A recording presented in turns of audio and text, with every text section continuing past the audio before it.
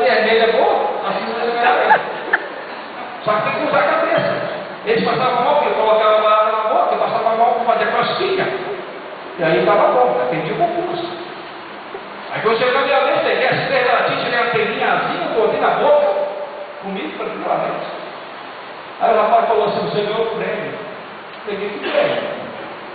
E tinha até uma vaca bonita lá. Não, você ganhou o prêmio, aquele carrinho ali, ó. Quando eu olhei uma Toyota, cabine do descompletona, eu olhei assim. É meu? É. Só que ninguém nunca tirou, você ganhou. Mas se você comer mais uma, eu mando entregar na sua casa. Como é que é o negócio? Vou entregar na minha casa? Documentada, tudo bonitinho? Tá bom, dá mais 3. Peguei as 3 caixinhas com ligadas. E aí, entrega onde? Da Caça Legal. Ah, mas não. Eu moro lá, só tem que entregar, só vou entregar na minha casa. Eu moro lá, tá com o documento, cidadão, meu endereço é esse, entrega lá. O auditor da Toyota, eu preciso de um jogo.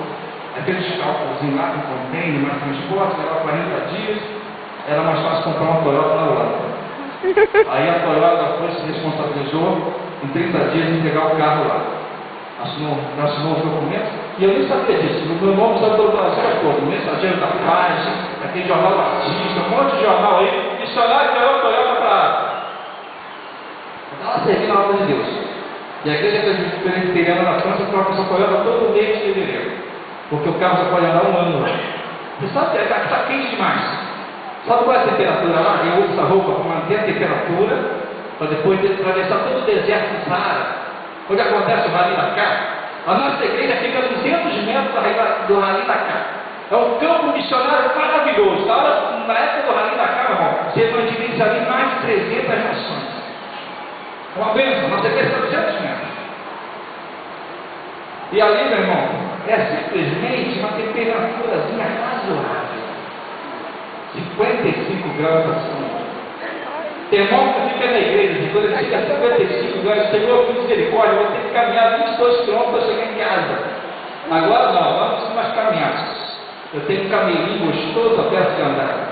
Só que quando eu chego de todo andar no camelo, quando eu vou dormir, parece que eu estou assim. O elefante na Índia é mais gostoso, o elefante é assim. Muito bom. Mas há uma coisa que eu aprendi, nós da África, meu irmão, só camelo. Porque a temperatura alta, o carro não aguenta. Mas a temperatura, você imagina. Eu já fiz muita comida e fritei bastante óleo no asfalto. Você pega a frigideira e bota ali, é uma maravilha. Você não passa fome. Isso é normal.